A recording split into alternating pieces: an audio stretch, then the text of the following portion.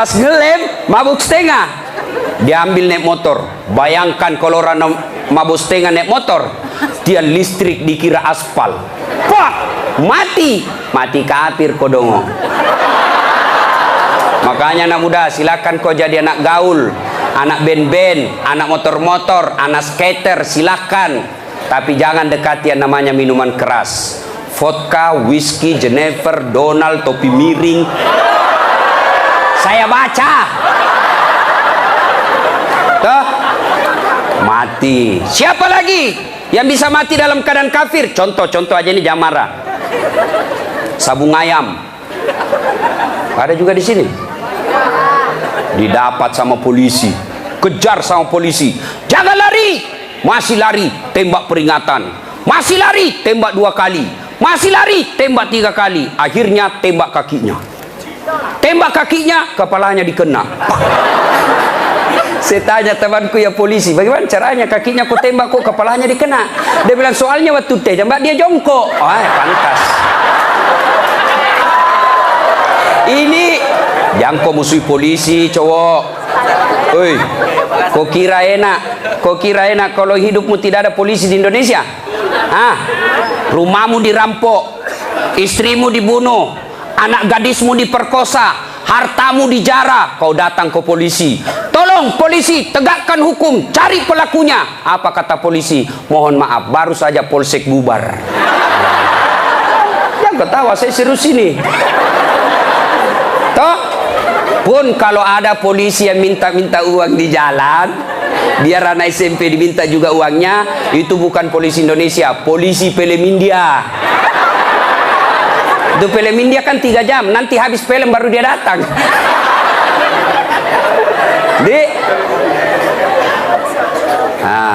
Jadi bisa jadi kita beragama Islam, tapi kemungkinan juga bisa jadi kita matinya dalam keadaan kafir. Wa qala idzan, Allah kemudian berfirman, bismillahirrahmanirrahim. Ya ayyuhalladzina amanu dukhulu fis silmi kaffatan wa la tattabi'u khutuwatis syaitan innahu lakum adu mubin. Wahai orang-orang yang beriman, masuklah engkau ke dalam Islam secara sempurna, bukan Islam pencitraan, bukan Islam pilpres, bukan Islam pilcaleg, tapi Islamlah secara benar. Tuh caleg kalau mau dipilih pasang baleho, takbir, fotonya dibalik kepalanya, siap jungkir balik untuk rakyat, pret, beleng-beleng. Tidak. Islamlah secara benar. Wala tattabi'u khutuwatis syaitan, dan janganlah engkau ikuti langkah-langkah setan, karena sesungguhnya setan itu musuh yang nyata bagi kalian. Musuh kalian bukan ulama, musuh kalian bukan ustadz, musuh kalian bukan tentara, musuh kalian bukan polisi, musuh kalian bukan mahasiswa, musuh kalian adalah setan, dan setan itu musuh yang nyata bagi kalian. Kalau saya ceramah seperti ini, ada enggak setan di tengah-tengah kita? Ada. Orang ceramah masa ada setan? Ada, setannya bukan pocong. Tapi apa setan yang ada di tengah-tengah kita? Bentuknya handphone. Apa ibu? Orang sudah ceramah masih sibuk juga. Sudah 55 umurnya siaran langsung juga.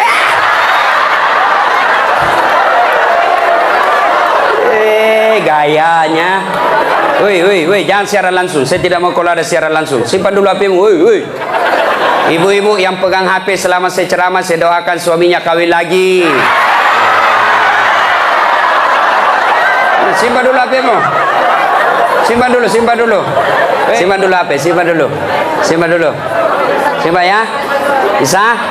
Bu, ada ibu di Makassar ngefans betul sama saya. Usianya kira-kira 55 tahun. Saya heran, ibu-ibu aja yang ngefans sama saya. Saya lagi ceramah, dia belakangi saya. Barusannya ada orang saya ceramah, di belakangi. Ternyata dia ambil HP-nya, selfie. Baru dia tulis di Facebook-nya latar belakang Das Atlatif. Saya dijadikan background. Kok kira saya pot bunga? Selesai ceramah dia kejar 55 umurnya. Selesai saya ceramah dia kejar. Ustadz, Ustadz boleh selfie? Boleh rame-rame supaya tidak ada fitnah. Sudah dia ganti lagi gayanya. Udah ulang lagi. Ulang Ustadz, jelek. Saya bilang dalam hati, biar kau ulang apa? Mukamu yang jelek.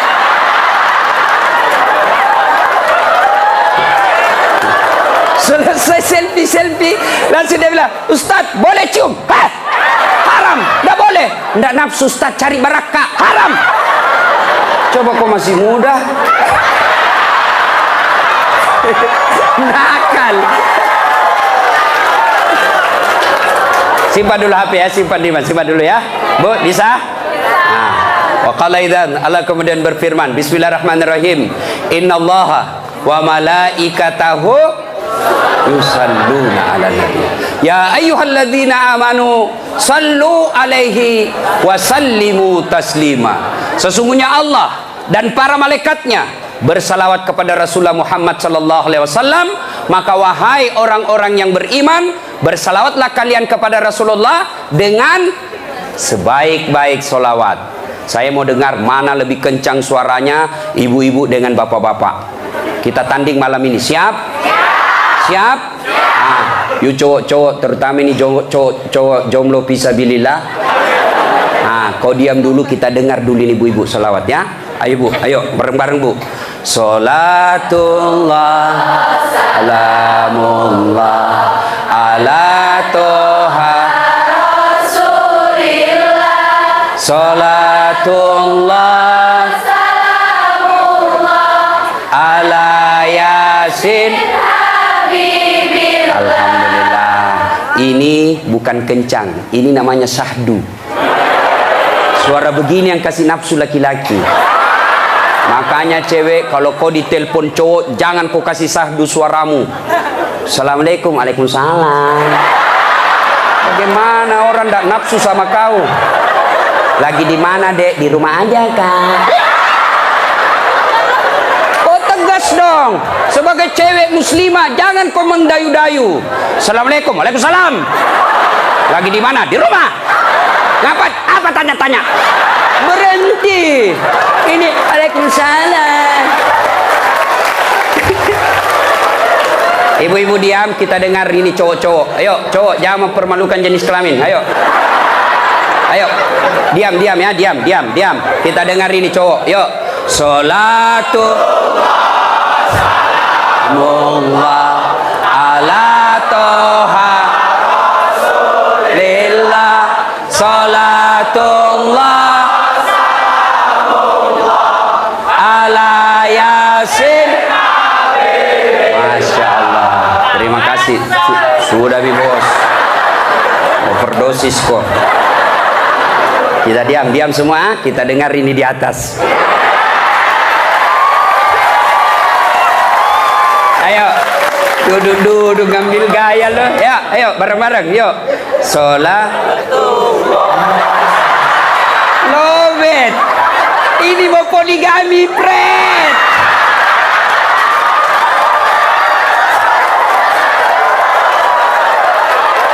Nah. Ayo bareng-bareng semua. Yuk. Salatullah salamullah ala toha Rasulillah. Salatullah salamullah ala Yasin. Alhamdulillah, terima kasih. Dek, bisa ndak bedakan tadi mana suara cewek, mana suara laki-laki? Bisa. Kenapa bisa? Karena Allah kasih kita telinga yang lengkap sensor pembedanya. Dia bisa bedakan mana bunyi handphone, mana bunyi kentut. Tanpa kau pernah kursus.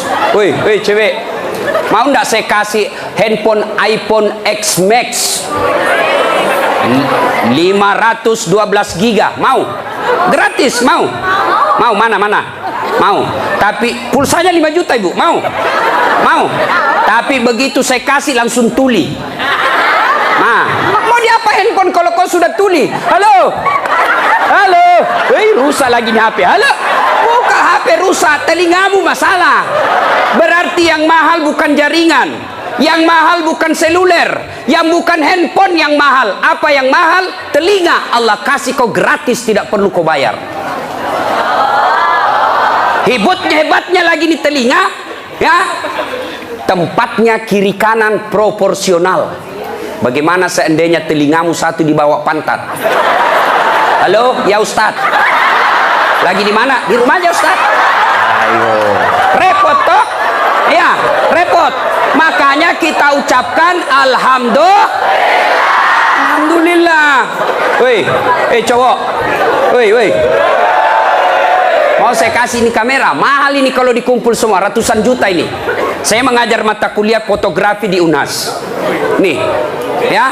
Kalau kau mengambil gambar, kau harus tahu berapa megapiksel kekuatan kamera kamu. Kau harus tahu berapa kekuatan cahaya di tempat itu. Kau harus tahu berapa kecepatan angin ketika ada kau ambil gambar. Kau harus tahu berapa jarak dari matamu dengan objek yang kau akan ambil. Apa ini kamera yang mahal? Bukan. Apa yang mahal? Mata. Allah kasih kau gratis, tidak perlu kau bayar. Hebatnya lagi di mata, begitu kau buka otomatis autofokus. Tidak perlu kau putar. Siapa ini? Oh, ternyata Felixio. Wah, tidak perlu Pak. Otomatis. Dan hebatnya lagi di mata, Allah kasih kau sensor. Dia bisa bedakan mana istri, mana tetangga. Coba bayangkan, seandainya tidak bisa dibedakan, tertukar istrimu. Kenapa malam minggu lain-lain rasanya ini? Ternyata Satpol PP. Makanya kita ucapkan Alhamdulillah. Bos, saya mengajar mata kuliah public speaking.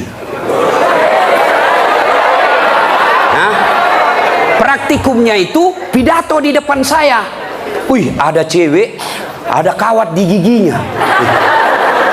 Saya biasanya di kampung pagar yang dikawat, ini giginya dikawat. Saya tanya, apa namanya itu dek? Dia bilang behel. Oh, lidah Sulawesi ini bos. Kan kau paksa saya menjadi lidah Solo. Hah, mahal itu dek. Ini 20 juta. Wih, satu kali umroh disimpan di giginya. Saya tanya, sini kau dulu cewek. Kau kira itu behelmu yang mahal? Bukan, tapi apa? Gigi. Biar kau mau pasang behel harga 100 juta, tidak ada gigimu, apa kau mau kawat? Ayo, berarti yang mahal gigi. Hebatnya lagi di gigi, tumbuh dan panjangnya dibatasi. Pernah tidak kau bayangkan bagaimana seandainya gigimu tumbuh seperti rambut? Saya yakin Dude Herlino tidak akan main sinetron kalau sudah keluar giginya. Tidak ada yang mau nonton. Makanya kita ucapkan Alhamdulillah. Makanya jangan kau pernah ngeluh, jangan kau merasa putus asa, jangan kau merasa kamu miskin. Kalian semua orang kaya, yang kekayaanmu kata Allah fi ahsani takwim, itu badanmu yang sangat cantik. Ya, saya jelek Ustaz karena kau membandingkan sama yang cakep. Saya tidak mau duduk dengan ini artis satri hijrah, hancur saya. Hancur. Lebih baik saya dekat-dekat sama Tukul 11-12. Kalau saya dekat-dekat di sini, hancur saya Pak. Bersyukurlah kepada Allah, dan salah satu cara bersyukurmu, kamu datang di tempat ini.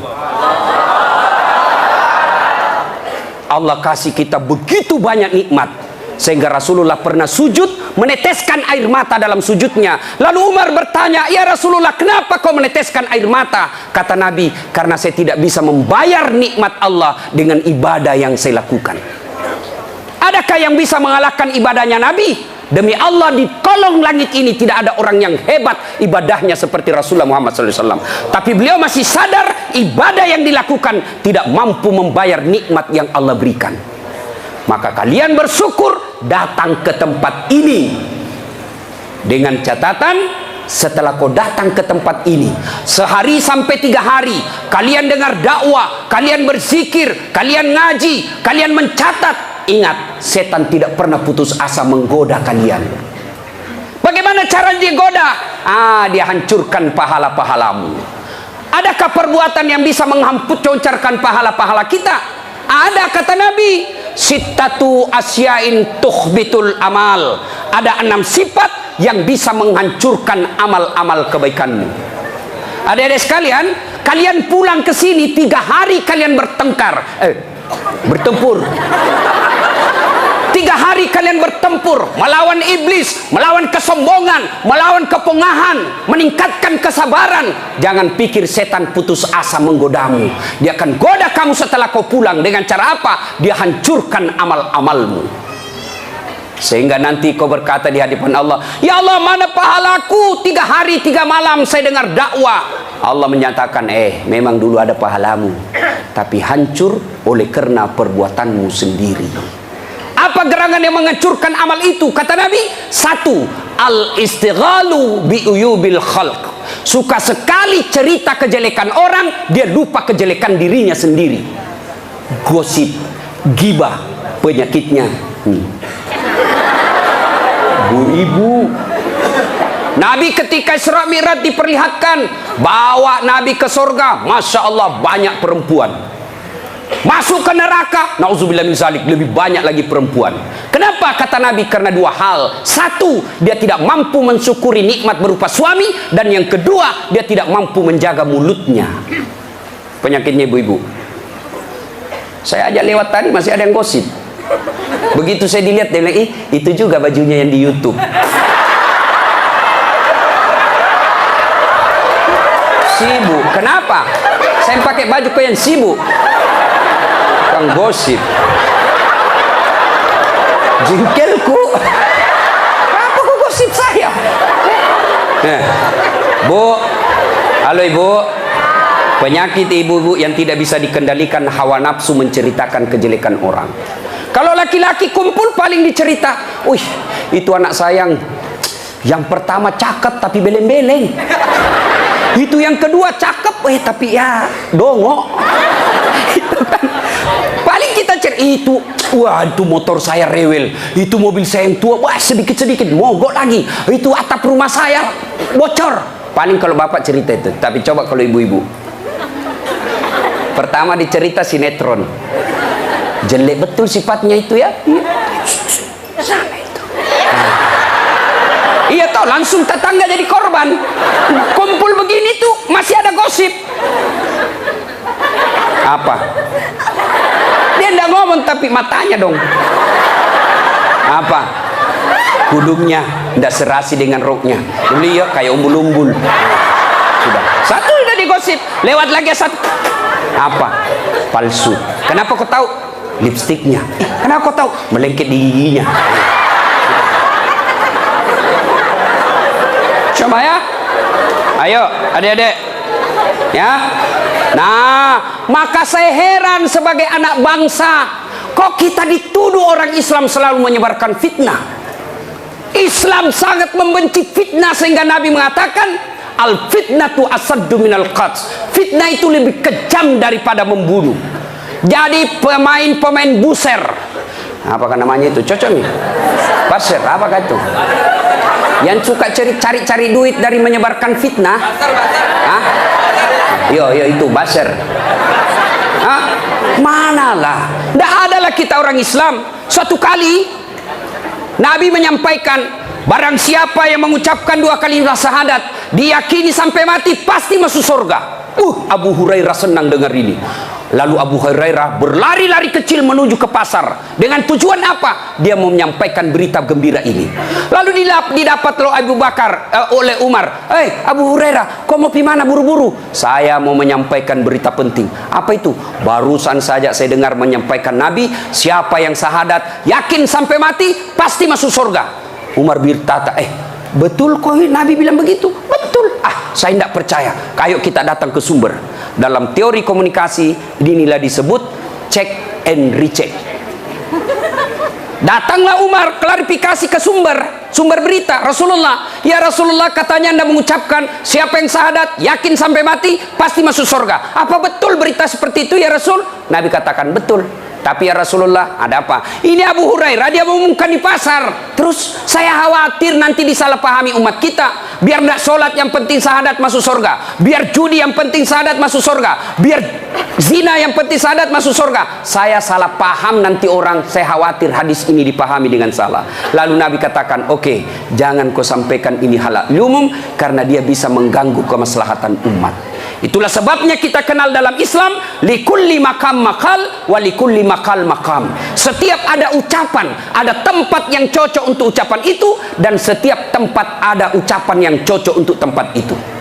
Maka ibu-ibu harus bijaksana memegang WhatsApp, harus bijaksana memegang medsos. Kenapa? Karena jika ibu salah menempatkan medsos itu, maka ibu bisa berujung pada penjara. Dua, yang bisa menghancurkan amal kebaikan kita. Apa itu kata Nabi? Hubbud dunia, terlalu cinta kepada dunia. Cinta dunia boleh, cinta dunia boleh. Mana yang tidak boleh? Terlalu cinta kepada dunia. Kenapa ibu? Yuk, sholatullah ala toha rasulillah, sholatullah ala yasin. Cinta dunia. Mana cinta dunia? Satu, menganggap enteng ibadah. Hayya 'alas shalah. Sebentar, masih panjang waktu duhur. Ini kan sampai jam 3. Cinta dunia. Mana lagi cinta dunia? Ini paling banyak cewek. Mukanya dia tidak terima dengan ikhlas. Mukanya dikira tembok, coklat, biru, abu-abu, krem. Sekarang cewek kan banyak palsu. Bulu matanya panjang, palsu. Matanya biru, palsu. Bibirnya merah, palsu. Pantatnya gabus, palsu. Itu terlalu cinta dunia. Perempuan kan sekarang bingung, saya lihat. Rambutnya panjang, mau dikasih keriting. Yang keriting rambutnya dia kasih lurus, ya kan? Allah sudah kasih yang baik, dia tidak syukuri. Begitu mulai putih rambutnya, stres, dia kasih semer. Kena matamu, tidak, karena waktu yang sangat terbatas. Yang ketiga, apalagi yang bisa menghancurkan amal ibadah kita? Qillatul haya, kurang rasa malu. Oh, ini banyak di Indonesia. Anggota DPR malu dong, sudah digaji oleh rakyat, uang rakyat, kalian tidur saja. Dedek, pernah dengar cerita anggota DPR di akhirat? Hah? Jadi anggota DPR kan ada penghafal Quran, masuk dalam surga. Begitu masuk dalam surga dilihat, kok banyak anggota DPR di sini? Di negaraku banyak di OTT karena korupsi. Dia pergi protes sama malaikat penjaga surga. Malaikat, kenapa banyak ini masuk anggota dewan dalam surga? Di negara saya banyak yang korupsi. Dia bilang anggota penjaga surga, dah sok ribut. Kenapa? Dia cuma reses, sebentar lagi pulang ke tempat asalnya.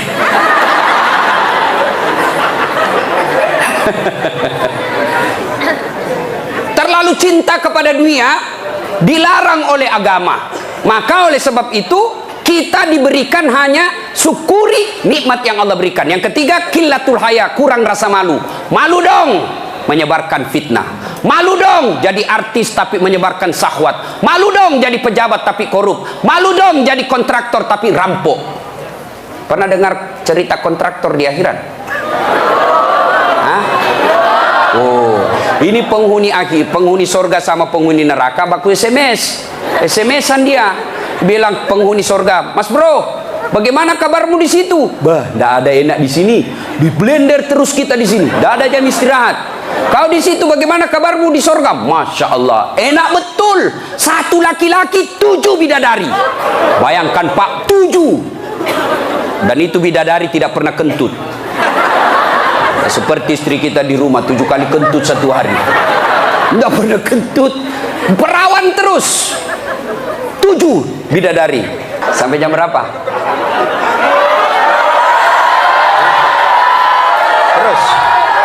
Terus. Lalu kata penghuni surga, "Wah, enak betul di sini." Penghuni neraka, "Bolehkah kami jalan-jalan ke situ?" "Boleh." Ya gimana? Penghuni neraka kan kreatif, banyak solusinya. Gimana? Sudahlah, tidak usah cemas. Kami bikin jembatan dari surga, kamu juga bikin jembatan dari neraka. Kita ketemu di tengah. Setuju? Setuju. Lelang proyek. Keluar pemenang tender. Kerjalah. Hari pertama hancur juga ini, Ustaz. Aduh. Nasib sial saya ini malam. Uang merah kek.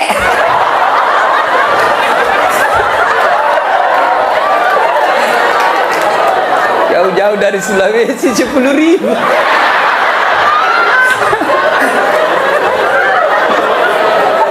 Nah, lalu dia bilang, hari pertama proyek dari neraka selesai 50%. Hari kedua selesai 70%. Hari ketiga tuntas, efektif dan efisien. Selesai proyek. Sampai di tengah dilihat-lihat proyek dari surga. Kenapa belum mulai-mulai? Dia teriak lah, ini dari neraka. Mas bro, kenapa kau belum mulai proyekmu? Kami sudah sampai di tengah sesuai perjanjian. Kenapa kau belum mulai? Kata penghuni dari surga, bagaimana mau dimulai? Pemborong, kontraktor, pengawas, panitia, ada semua di situ.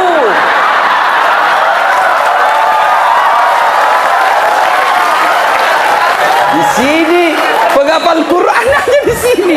Nggak tahu itu proyek, salah-salah kalkulatornya. Ya, cinta dunia, ya, kurang rasa malu. Mana lagi yang kurang rasa malu? Kalian cewek.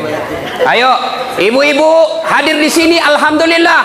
Tapi tolong yang paling banyak kurang rasa malunya sekarang perempuan. Mulai dari cara berpakaiannya. Kata Nabi, suatu waktu nanti perempuan berpakaian tapi telanjang dan mereka menyukainya. Berpakaian tapi telanjang dan anehnya mereka suka. Mana disebut berpakaian tapi telanjang? Lihatlah sekarang. Saya selalu istilahkan, lebih susah lihat paha ayam kampung daripada paha cewek. Yang ketawa, saya serius ini. Coba lihat paha ayam kampung. Bapak harus kembali kampung dulu. Namanya ayam kampung, jadi kita harus kampung dulu. Iya toh? Sampai di kampung, kau sudah lihat pahanya ayam? Tidak. Kau beli dulu 100.000. Sudah kau beli, sudah kau lihat pahanya? Belum. Kau kejar dulu 1 jam. Begitu kau mau tangkap, dia terbang. 1 jam dikejar, baru tangkap. Sudah kau tangkap, sudah lihat pahanya? Belum. Kau potong dulu dengan ucapan Bismillahirrahmanirrahim. Sudah kau potong, sudah lihat pahanya? Belum. Kau rebus dulu 15 menit air panas. Sudah kau rebus, sudah lihat pahanya? Belum. Baru dicabut. Baru kelihatan pahanya putih mulus. Balik kampung, kau keluar 100.000, kau kejar 1 jam, kau potong dengan kalimat basmalah, kau rendam 15 menit air panas, baru lihat pahanya yang putih. Ayam kampung. Tapi coba lihat cewek, kau berdiri saja di pinggir jalan 15 menit, 10 pasang paha cewek gratis. Bahkan kadang-kala boleh dicolek. Makanya cewek, mari kita kerjasama. Kami laki-laki jaga mata, tapi tolong anda cewek jaga akhlak. Biar kami setengah mati jaga mata, kalau kalian gentayangan habis amal kami.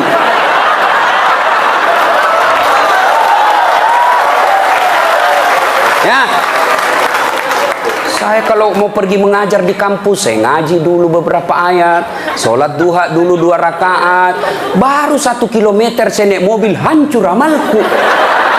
Sebelah kanan ketek, sebelah kiri dada, di depan paha. Nggak mungkinlah saya jalan terus begini, tiang listrik ku tabrak. Yo cewek, woi, mari kasihani mata kami.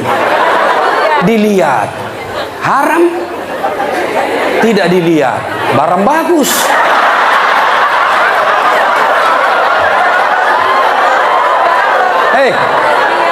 Oke, sekarang banyak perempuan kurang rasa malunya. Dulu kalau ada perempuan hamil di luar nikah, dibuang dari kampungnya, keluar kau menyebarkan aib. Itu dulu perempuan meskipun belum pakai jilbab, tapi dia jaga harga dirinya. Saya zaman SMA kan belum ada jilbab. Kawan saya kalau jatuh ballpointnya, Kan tidak pakai jilbab. Dia pegang dulu ini, lalu dipegang roknya di bawah, baru dia dongkok begini.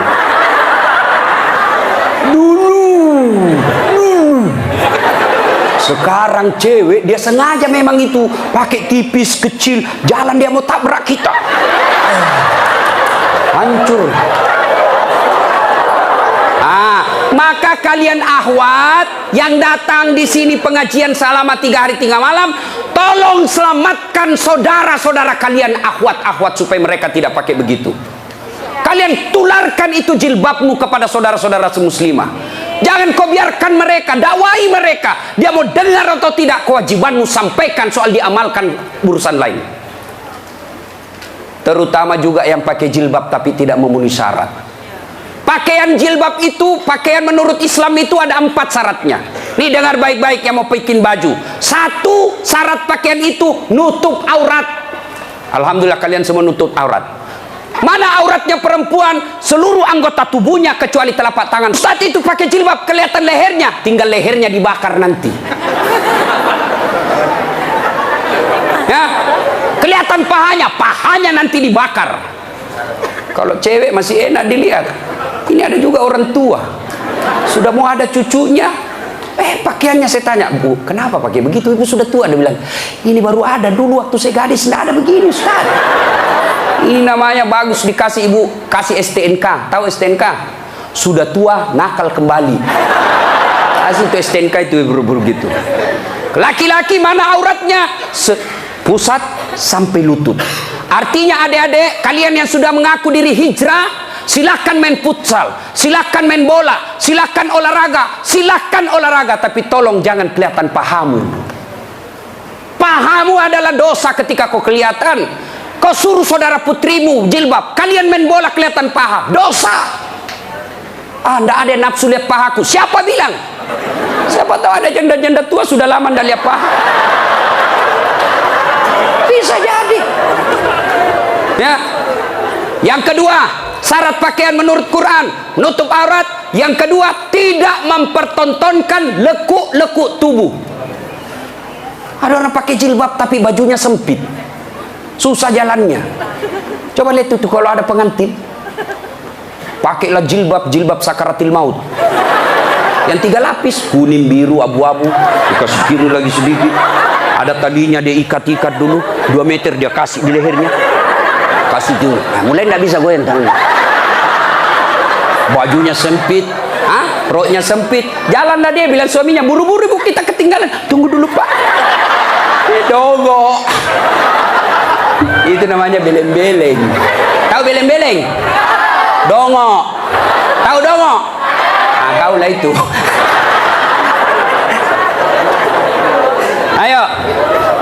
Syarat yang ketiga, cowok juga. Kalian pikir kalau kau cowok berpakaian ketat-ketat tidak berdosa? Dosa juga itu. Yang kami mencengkelkan itu yang gendut. Masuklah dia di masjid pakai kaos oblong. Begitu dia ruku, mulai mencemaskan. Sujud, ada celengan. Beleng-beleng.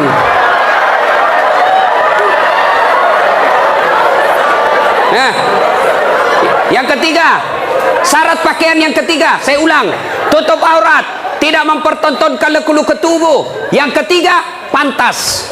Apa maksudnya? Kalau saya alumni apalagi Muslim United, saya alumninya, 3 hari 3 malam saya dengar dakwah, maka sebaiknya pantas tidak saya berpakaian begini.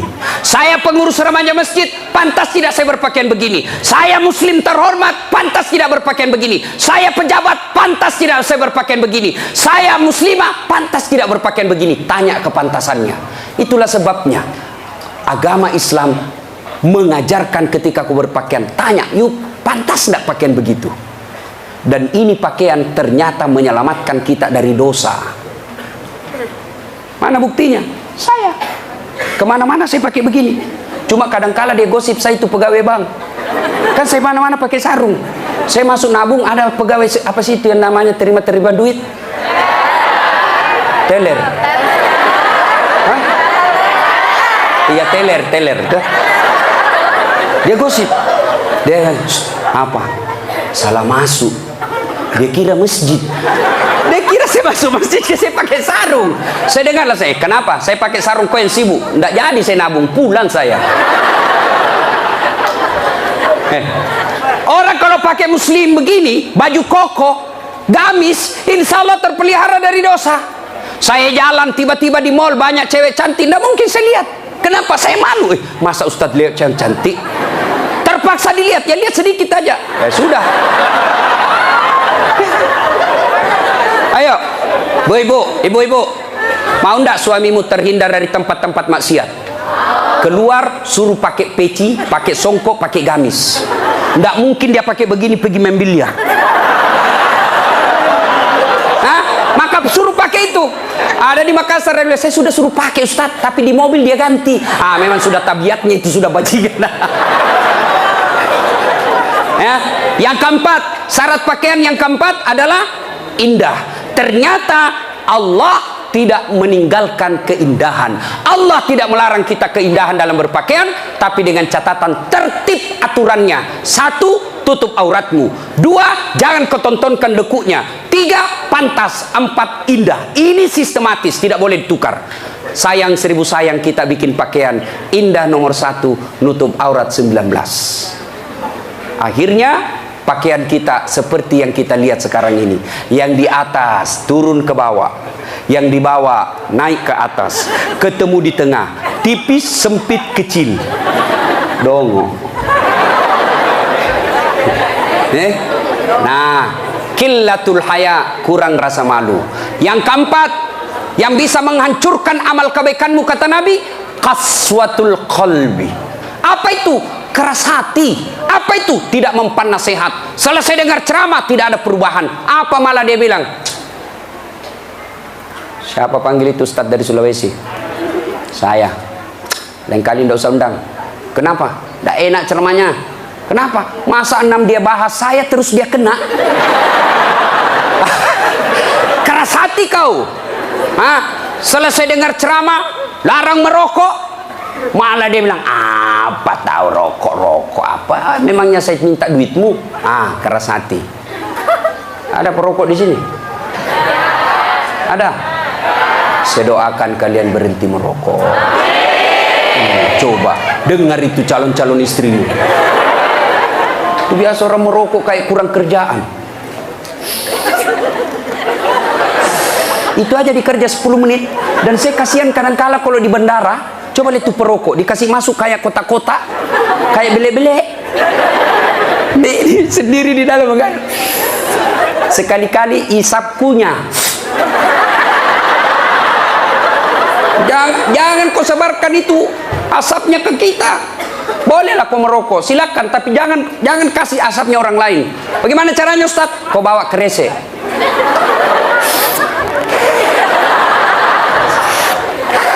Itu bebas polusi. Ibu-ibu setuju enggak suaminya berhenti merokok? Kalian membenci 9 naga. Kalian membenci mereka-mereka itu. Tapi kalian beli rokoknya. Kalau kalian mau hancurkan mereka, berhenti kau merokok. Lebih baik itu rokokmu anak muda, kau tabung, lamar cewekmu. Kau juga cewek, jangan terlalu lama mau dipacari. Ini pacaran Islami Ustaz, pret. Pacaran syar'i. Mana ada pacaran syar'i cilaka? Dengari di cewek. Kau sudah 2 tahun dipacari tidak dilamar-lamar, berhenti kau. Kasih tahu itu cowokmu. Motor aja dicicil 1 tahun sudah lunas. Kamu sudah 2 tahun dipacari tidak dilamar-lamar. Modal 10.000. Roti 1. Teh botol 1, autan 2. Modal 10.000 malam minggu. Qaswatul qalbi, keras hati, tidak mempan nasihat. Mereka yang selesai dengar dakwah tapi tidak ada perubahan, itu yang disindir oleh Allah. Fatawa'un alaihim a'anzartahum la yu'minun. Kau sampaikan ayat Allah atau tidak, kau ceramai atau tidak, sama saja mereka tidak akan beriman. Keras hati, habis amalmu. Yang kelima, penghancur amal, tulul amal. Apa itu? Panjang angan-angan alias malas. Dan yang keenam, wadzalimun la yantahi. Perbuatan zalim yang tidak bisa dihentikan. Zalim kepada Allah, tidak solat. Puncak kesaliman kepada Allah, tidak solat. Ada yang malas solat di sini? Ada? Hei, adik-adik, mau jadi direktur, mau jadi pegawai, mau punya rumah yang mewah, gampang. Perbaiki solatmu. Kecil buat Allah kasih kau mobil, kecil buat Allah kasih kau rumah yang mewah. Allah cuma minta sempurnakan solatmu. Ada di sini yang tidak ada masalah? Ada?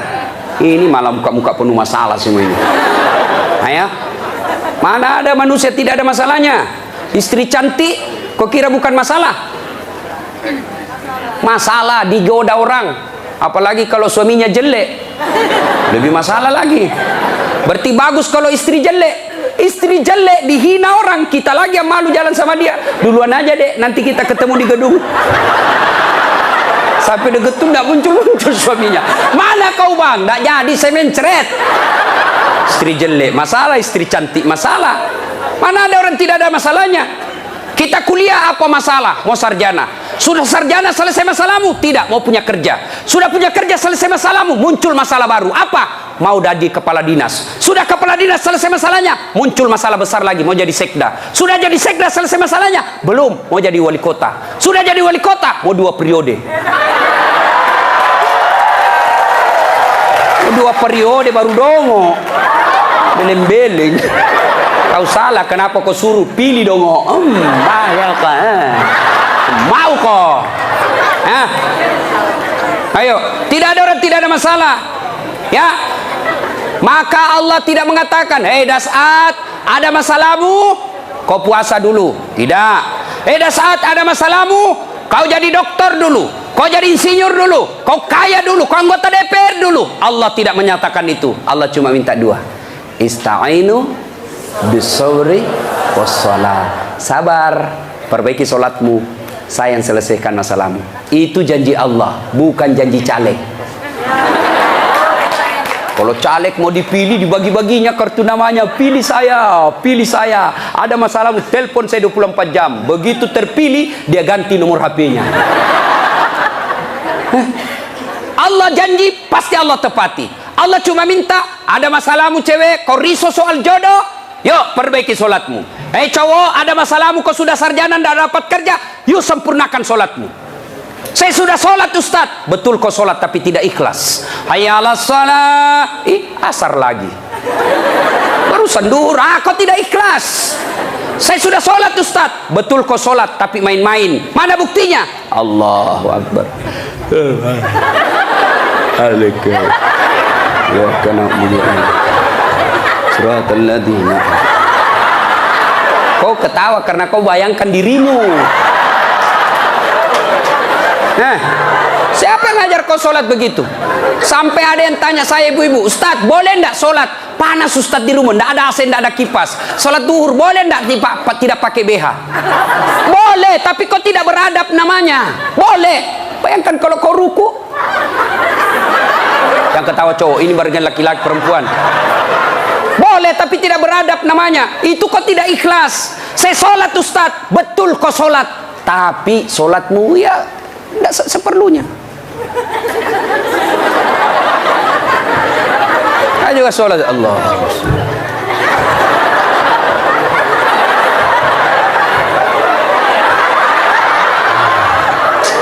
30 tahun kau sholat kalau begini gayamu bos. Adik-adik, kau punya handphone? Ibu-ibu punya handphone? Waktu beli handphone itu ada buku pedoman kan? Iya. Dan di situ dicatat merah tebal buku pedoman petunjuk pemakaian handphone. Dicatat besar-besar, catatan penting, baca buku pedoman ini sebelum penggunaan handphone. Handphone aja kau pakai itu belum tentu untuk kebaikan, ada buku pedoman penggunaannya. Sholat kalian yang pakai 5 kali sehari semalam paling sedikit, lalu kenapa kau tidak pernah buka buku pedoman sholatmu? Ya. Nah, maka Bu, Bapak, perbaiki saja sholat, insya Allah selesai masalahmu. Zalim, zalimun la yantahi, perbuatan zalim yang tidak bisa dihentikan kepada Allah. Yang kedua, zalim kepada jenis kedua, zalim kepada sesama manusia. Tidak usah zalim kepada tetangga. Ibu-ibu zalim kepada suaminya. Mana ibu-ibu zalim kepada suaminya? Suaminya dijadikan tahanan kota. Baru keluar 1 jam ditelepon, di mana kau, Pak? Di mana kau? Keluar kau, pulang kau. Bagaimana kita tidak cepat mati? Kita keluar, kau cari sampai di rumah, kau maki-maki, baik kalau kau cantik. Berat badan makin nambah. Duduk makan canggurma. Nonton sinetron ngangkat ketek sambil menguap. Kita di jalan semua harum cewek-cewek, sampai di rumah la haula wala quwwata illa billah. Suami zalim kepada istrinya. Contohlah Rasulullah, ya. Rasulullah itu sangat romantis. Maka orang yang zalim kepada Allah adalah tidak menunaikan kewajibannya kepada Allah. Zalim kepada sesama manusia, hak-haknya orang dia serobot. Dan yang ketiga, zalim kepada diri sendiri. Apa zalim kepada diri sendiri? Dia sudah tahu maksiat, tapi dia tetap lakukan. Maka menghindari semua itu, kita hadir di tempat ini sebagai wujud kita cinta kepada Allah. Mudah-mudahan kesalahan-kesalahan kita diampuni oleh Allah Subhanahu wa taala. Banyak yang ingin kita sampaikan, tapi waktu jualah yang membatasi kita. Insya Allah lain waktu dan kesempatan kita akan lanjutkan. Kalau masih mau dengar ceramah saya, gampang. Gimana caranya, Ustaz? Ambil handphonemu, buka YouTube, tulis nama saya Das'at Latif, keluarlah ceramah saya ratusan. Sudah itu jangan lupa kasih tanda begini. Yang ketawa, saya serius ini, bos. Yang kau kasih begini, kalau kasih begini dia cari kau malaikat pencabut nyawa. Masa ceramah kau kasih begini? Dah enak perasaan kau lihat ceramah kasih begini, bos. Kalau kau tidak senang, ya sudah, tidak usah komentar. Cuma cepat habis kota, 1 jam habis menguras kota. Maka saya sediakan ceramah yang tidak menguras kota. Gimana caranya? Follow saya di Instagram. Das'at Latif 1212. Das'at Latif 1212. Sudah ku follow, Ustaz, tidak mau tak putar ceramahmu. Hakul yakin dada datamu. Kau beli kota dulu, ya. Sudah ibu bapak, mudah-mudahan ada manfaat. Sebelum kita akhiri, mari kita kirimkan suratul Fatihah kepada Rasulullah Muhammad SAW. Khasiat dan keutamaannya kita ikhlaskan untuk mereka yang merintis pembangunan masjid ini. Yang terkenallah masjid ini seluruh jagat Indonesia. Masjid ini adalah masjid pergerakan umat Islam di Yogyakarta. Mari kita doakan, mudah-mudahan orang-orang yang berpartisipasi dalam pembangunan masjid ini dan pelaksanaan acara ini, Allah mudahkan hidupnya, Allah balas segala kebaikannya, Allah angkat derajatnya, dan jika kelak menghadap kepada Allah, Allah hadapkan dalam iman dan Islam. Al-Fatihah. Bismillahirrahmanirrahim.